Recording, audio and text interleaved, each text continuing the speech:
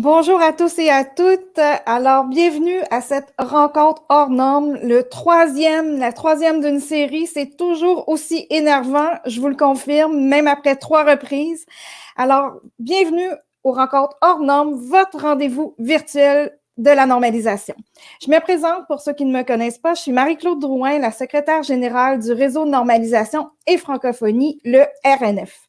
Alors, le RNF, nous sommes une organisation qui regroupe 30 organismes nationaux de normalisation de 30 pays différents à travers la francophonie. Notre mission, faire de la normalisation un pilier de la vitalité économique de notre francophonie. Alors, pourquoi les normes? Pourquoi les normes peuvent devenir un pilier de la vitalité économique de la francophonie? C'est simple. Les normes, ce sont des outils de diplomatie économique. Qui fait la norme fait le marché. Pour les pays, participer à l'élaboration des normes est définitivement un avantage stratégique. Aussi, les normes, ce sont des outils de développement économique. Intégrer les normes, je m'excuse, je vous l'avais dit que j'étais nerveuse, intégrer les normes dans nos processus d'affaires, ce sont des outils d'intelligence économique qui nous permettent non seulement d'avoir une meilleure capacité, mais également d'accéder au marché. Alors, pour plus d'informations sur la normalisation, je vous invite à vous abonner à nos publications et à visiter notre site web. Alors, aujourd'hui, notre rencontre hors norme, elle est diffusée en direct sur Facebook et sur YouTube. Il vous sera également possible de la réécouter en rediffusion. Je vous invite à utiliser le chat pour nous écrire vos questions, nous dire d'où vous venez. Vous êtes plusieurs de la francophonie à nous écouter aujourd'hui. Alors, n'hésitez pas à nous écrire. Nous allons prendre les questions en ligne. Nous allons tenter d'y répondre. Et si nous n'avons pas pu répondre en direct, nous vous répondrons en privé. Alors voilà, sur ce, aujourd'hui, je commence. J'ai l'immense plaisir d'accueillir avec moi aujourd'hui un véritable passionné de la normalisation, un ambassadeur de la normalisation sur le continent africain, et j'ai nommé M. François Aotti, le directeur régional de l'IEC pour l'Afrique, l'IEC qui est la Commission électrotechnique internationale. Bonjour François. Bonjour Marie-Claude. Enfin, on l'attendait, cette rencontre. Oui, nous y sommes. Nous y sommes, voilà. Alors, écoute, François, j'ai envie d'entrée de jeu que vous brisiez la glace en nous disant qu'est-ce que ça fait au quotidien un directeur régional pour l'Afrique à l'IEC et qu'est-ce que l'IEC? OK, merci infiniment. Je vais commencer par la deuxième partie donc, de cette question pour dire que l'IEC est l'Organisation internationale de normalisation dans le domaine électrotechnique et que cette organisation existe depuis 1906 et qu'elle travaille donc à élaborer ou à coordonner l'activité de normalisation dans le domaine des produits et équipements qui permettent de produire de l'électricité ou qui utilisent l'électricité ou qui contiennent l'électronique.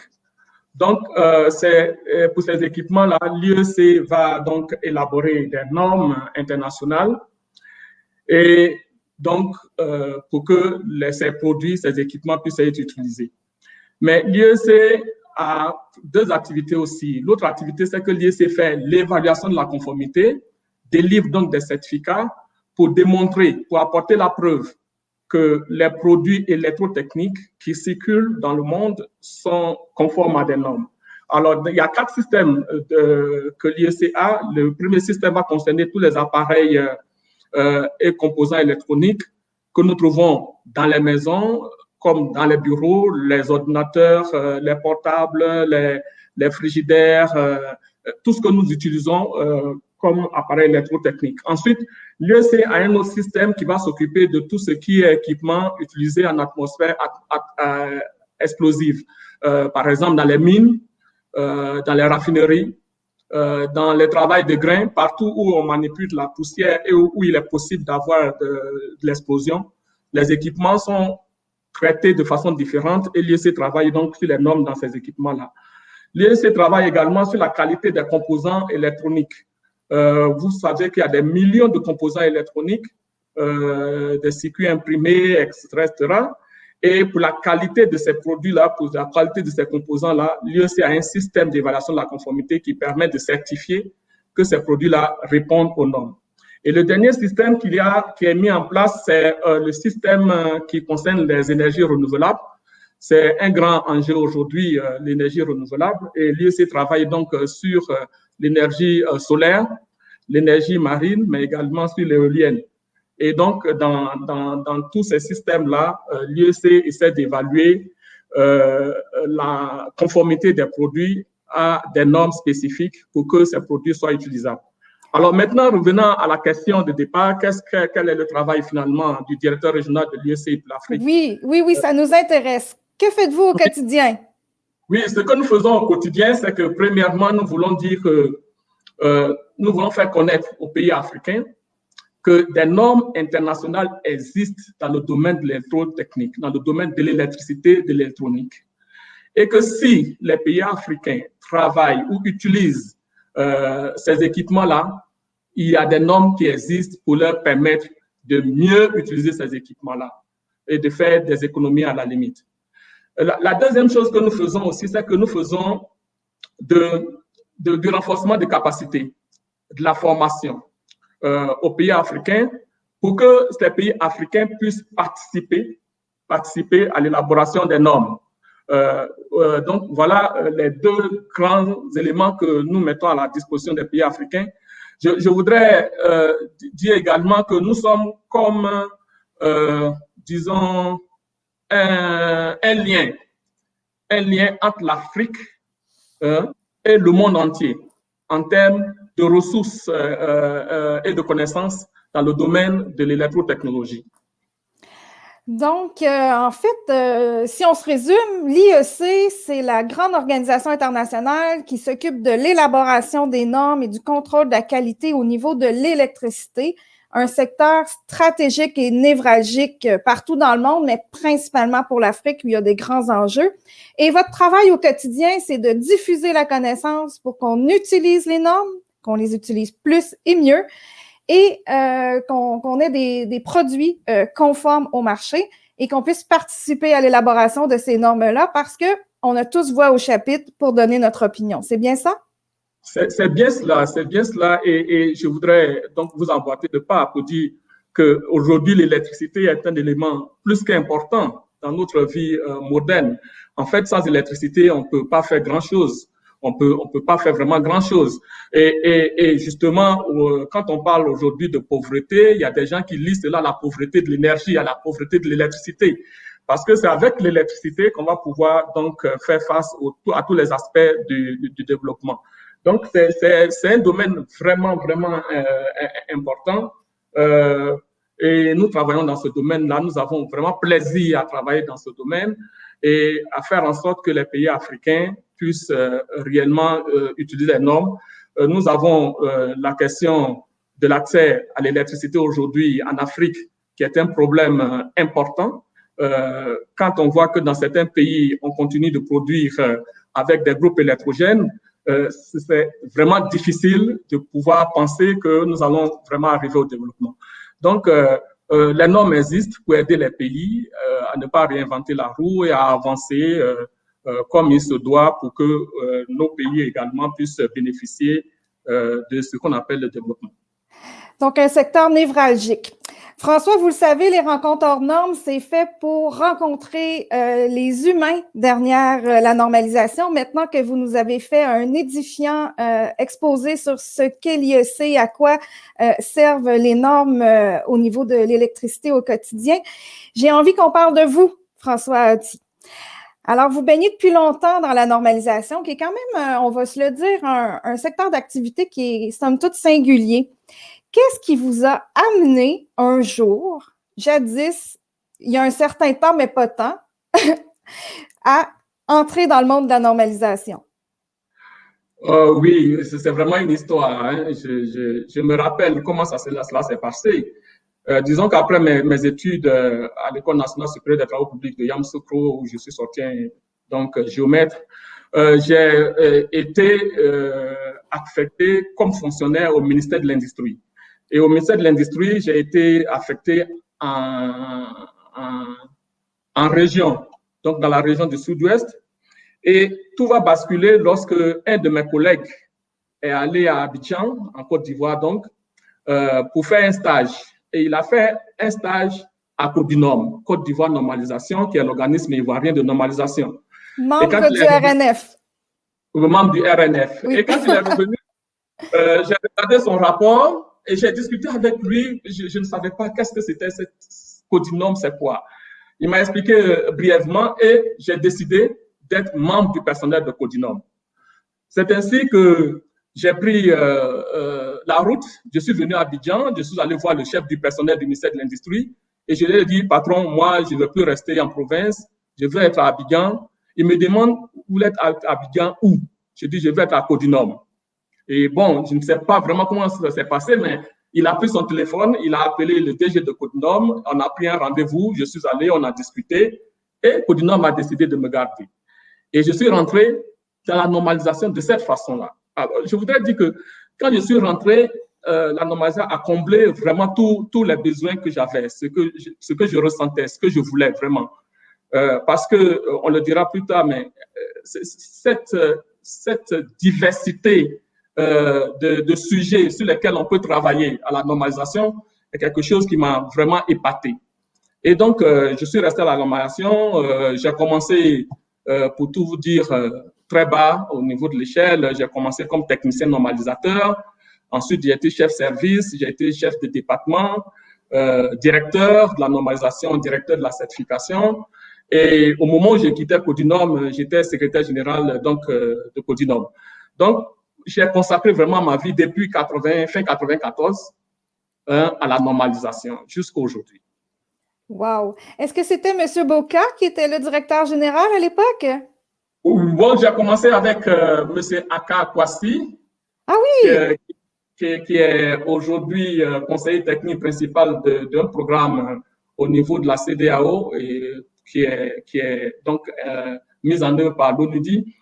Et bien entendu, M. Boka était déjà là. Et après M. Aka Kwasi, bien entendu, ça a été M. Boka avec qui j'ai eu vraiment d'excellents rapports, Il m'a accompagné et bon, je crois que je lui dois, et à M. Kwasi, tout ce que j'ai eu comme carrière en matière de normalisation.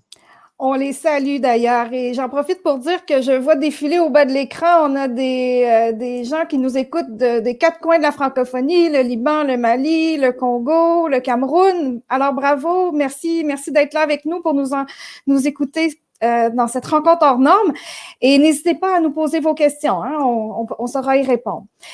Alors, François, moi, ce qui m'a intéressé quand je vous ai rencontré à prime abord, c'était votre vision de l'utilité de la normalisation pour le développement de l'Afrique. Alors, selon vous, comment la normalisation peut être un levier pour le développement de l'Afrique? Oui, bon, cette vision que j'ai, ma vision qui est de dire que il faut normaliser pour développer.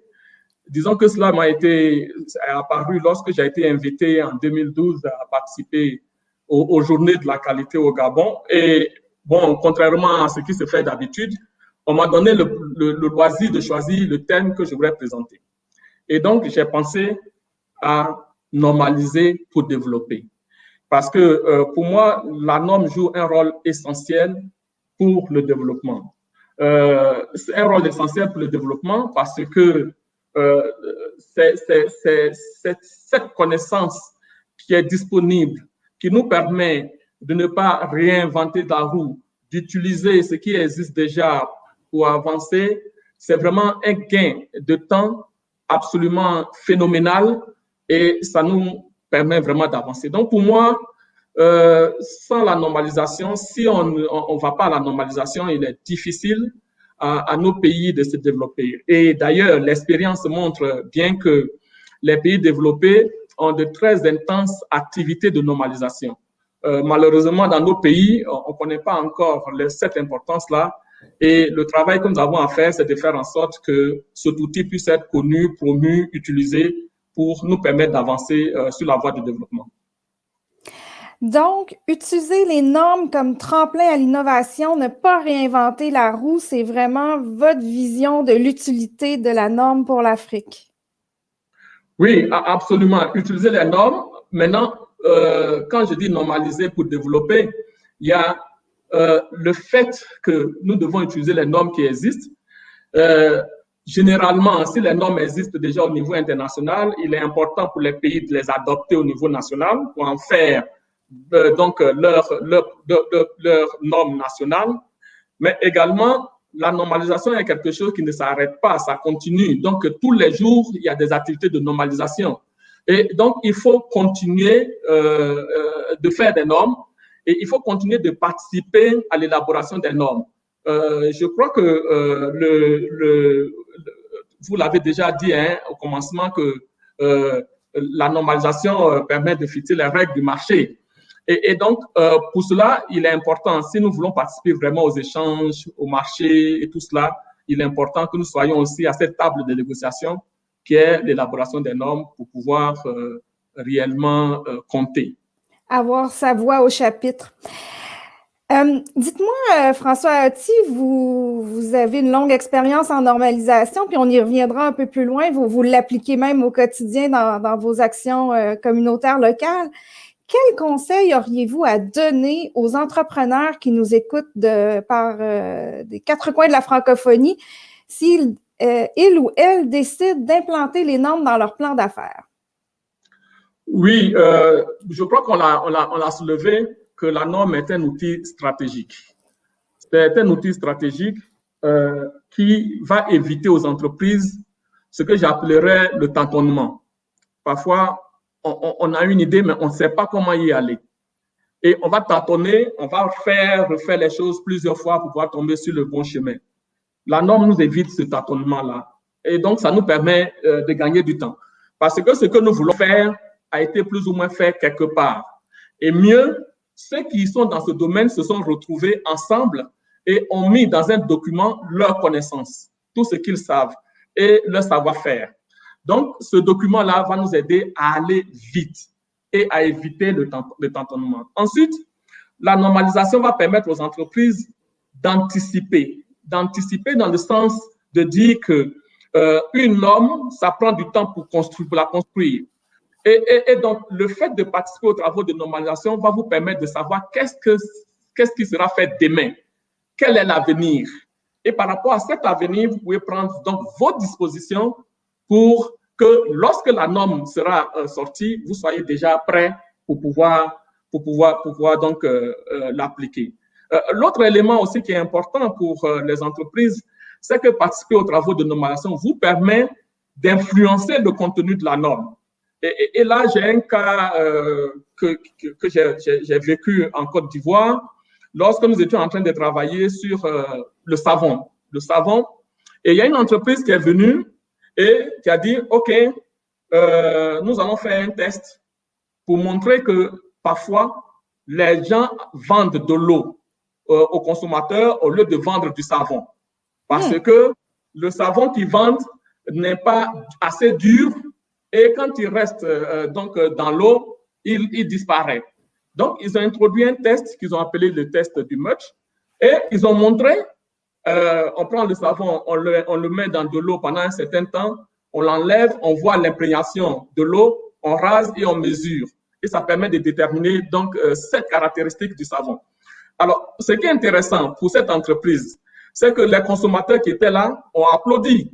Non, ça c'est le savon que nous voulons, le savon qui n'est pas de l'eau. Et à partir de ce moment-là, cette entreprise qui a déjà la technologie, elle prend de l'avance à partir du moment où tout le monde est d'accord que c'est comme ça que le savon doit être. Donc, c'est pour dire que si vous participez aux travaux de normalisation, vous allez influencer le contenu de la norme et vous allez gagner en fait. Parce que si vous avez déjà la technologie, le temps que les autres puissent se mettre à votre niveau, vous allez continuer de gagner de l'argent. Donc, c'est important pour influencer le marché. Ensuite, c'est important, la norme va vous permettre d'élargir même votre marché. Ce que vous savez faire chez vous, si vous le faites bien, que c'est conforme aux normes, vous pouvez le vendre ailleurs que sur votre marché parce que c'est déjà conforme aux normes. Donc, les normes vont permettre d'élargir le marché, donc de gagner de l'argent. Donc, pour les entreprises, je pense que c'est quelque chose d'absolument important. Et bien entendu, vous avez mentionné l'innovation. La norme permet d'innover. Parce que le temps qu'on va prendre pour faire toutes ces réflexions-là, ces temps-là, nous le gagnons. Donc, si nous gagnons ce temps, nous pouvons le prendre à réfléchir, à penser, à innover, à trouver des choses nouvelles. Et je crois que c'est des avantages que les entreprises peuvent tirer réellement de la normalisation.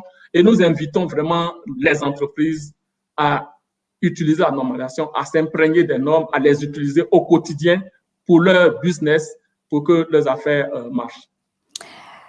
Très intéressant et c'est d'autant plus intéressant de l'entendre de la bouche de quelqu'un qui le vit dans son pays.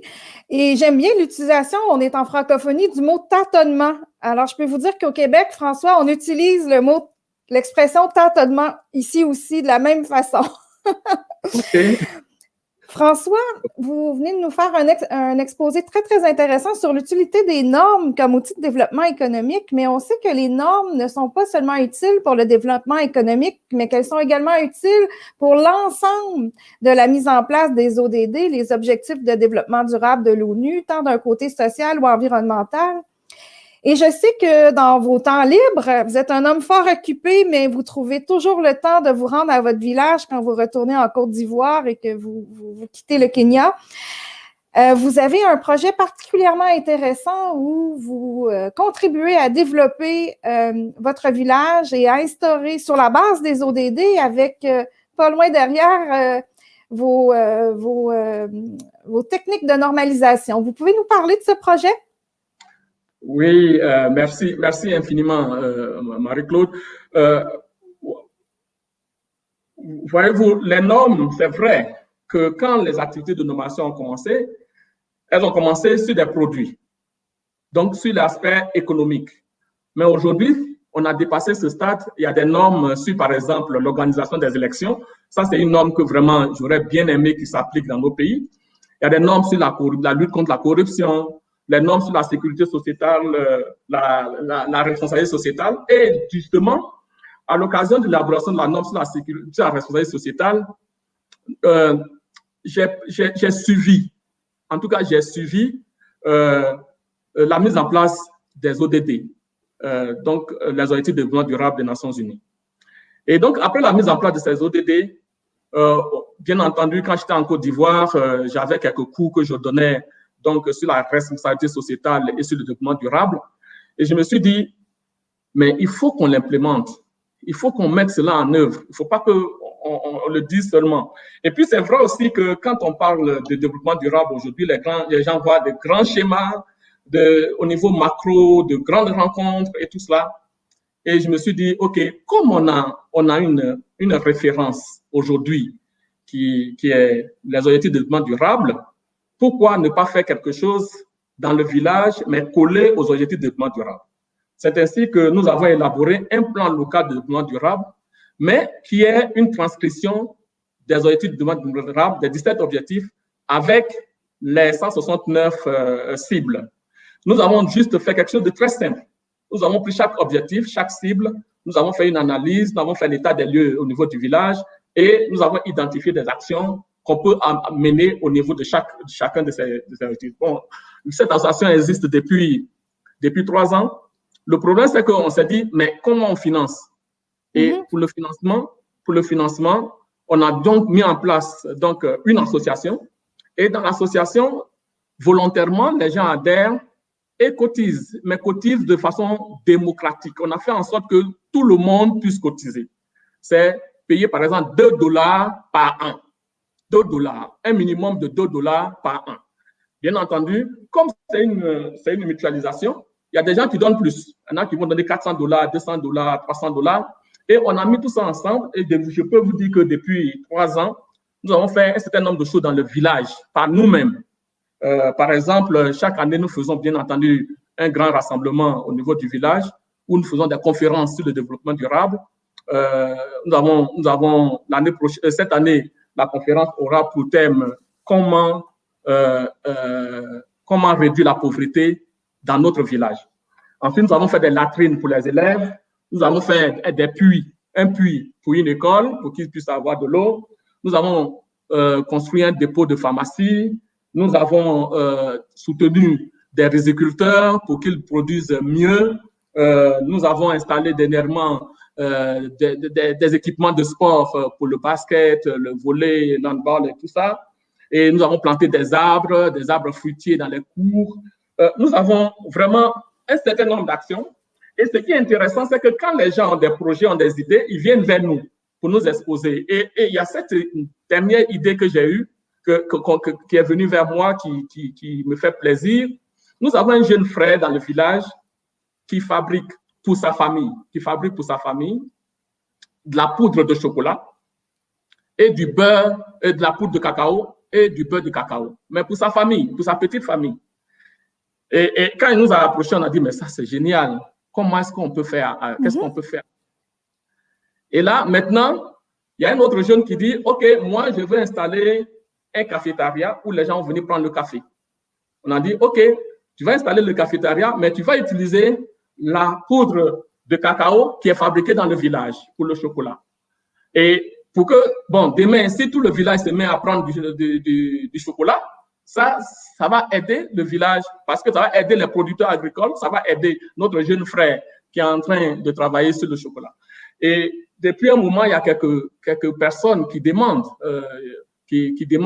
à avoir le beurre de cacao express. Bon, on envisage peut-être plus tard si on peut être une petite Suisse du chocolat en Côte d'Ivoire. Ce serait pas mal. Donc, voilà. Je serai preneuse parce que j'adore le chocolat. Okay, merci infiniment. Donc voilà, nous devons vraiment faire du développement de proximité et de l'implication communautaire. C'est-à-dire, c'est vraiment la communauté qui s'engage. Tant qu'on restera dans les grands discours loin des populations, il y a beaucoup de choses qui ne vont pas arriver rapidement. Donc, ce projet, nous le mettons à disposition de tous ceux qui veulent avoir le document pour le faire dans leur pays ou dans leur village.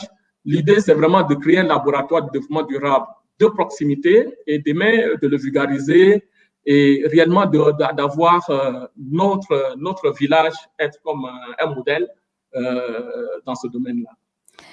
Écoutez, c'est très, très intéressant de vous écouter raconter comment vous vous impliquez comme ça dans votre village et comment vous réussissez à avoir des succès justement avec une mutualisation des ressources. Et j'oserais dire que c'est un plan de développement qui ressemble beaucoup au plan que nous avons initié avec nos cellules Femmes, Jeunes et Normalisation au RNF. Je sais pas si vous êtes d'accord avec moi, vraiment mutualiser les ressources, on n'a pas idée de comment on peut faire beaucoup avec peu. Écoutez, en terminant, ce sera la dernière question parce que le temps file. François Aotti, c'est toujours très intéressant de vous écouter. Dites-moi, et c'est la question que je pose à tous mes invités, quel est pour vous votre mot préféré de la langue française? Oui, mon mot préféré de la langue française, c'est un verbe. Hein? Un verbe. Ça ne m'étonne pas. Ça ne m'étonne pas de vous. C'est un verbe, c'est le verbe servir. Servir. Servir. Pour moi, celui qui cesse de servir cesse d'exister. Nous devons être au service les uns des autres pour apporter ce que nous avons aux autres et que en mettant tout ensemble, nous puissions avancer. Ça, c'est vraiment ma compréhension de la vie. Et d'ailleurs, le sage a dit, jette ton pain à la surface de l'eau, tu le retrouveras plus tard avec le temps. Et c'est ce que nous faisons. Nous pensons qu'il est important de se rendre disponible, il est important de réellement chercher à travailler, à mutualiser, à être ensemble.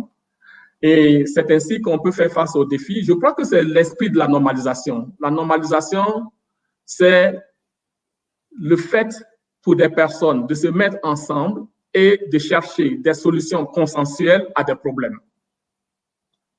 Donc, pour moi, c'est cela. Et puis, bon, comme c'est la dernière question, je voudrais profiter pour terminer pour dire que nous avons appris de l'Institut suédois de normalisation que ce n'est pas l'argent qui fait marcher le monde, mais ce sont les normes.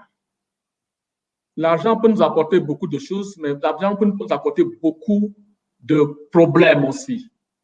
Mais les normes sont des solutions à des problèmes. Et nous voulons vraiment que ce soit au niveau des grands décideurs, au niveau politique, au niveau économique, dans toute la sphère donc, de l'activité humaine, que les gens s'intéressent à la normalisation. Il y a des pays qui ont introduit la normalisation même à l'école primaire.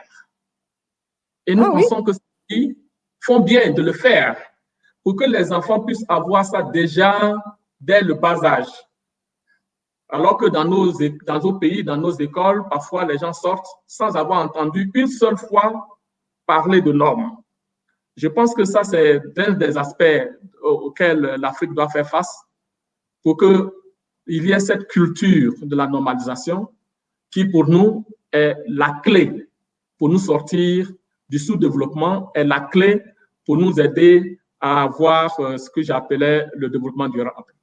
Voilà. J'ai une question, François. Vous dites que c'est l'Institut suédois de normalisation qui vous a appris que c'est pas l'argent qui va nous aider à nous développer, mais la normalisation. Pourquoi l'Institut suédois? Oh, j'avais fait un stage en Suède et dans le cours que nous avons reçu, ils ont bien mis dans le cours que ce n'est pas l'argent qui fait marcher le monde, mais ce sont les normes. Et quand on va dans un pays comme la Suède, et comme la plupart des pays développés, hein, vous vous rendez compte que la norme est partout, partout. Parfois, vous pouvez comme si vous pouvez marcher les yeux fermés et les choses vont bien se passer. Parce que ce sont des pays qui ont basé leur développement sur la norme, sur la normalisation. J'ai eu l'occasion d'aller en Norvège, à Oslo. Je me suis rendu compte que ma valise, je pouvais la traîner dans toute la ville. Je n'avais pas besoin de la soulever en aucun moment, puisque les voies, tout était bien fait, de telle sorte que ce soit possible. Donc vraiment, la norme, c'est ce qui fait marcher le monde. On peut pas, il n'y a rien d'autre. C'est la norme qui fait marcher le monde. Celui qui participe à la normalisation, celui qui utilise les normes, va se porter de mieux en termes de développement, en termes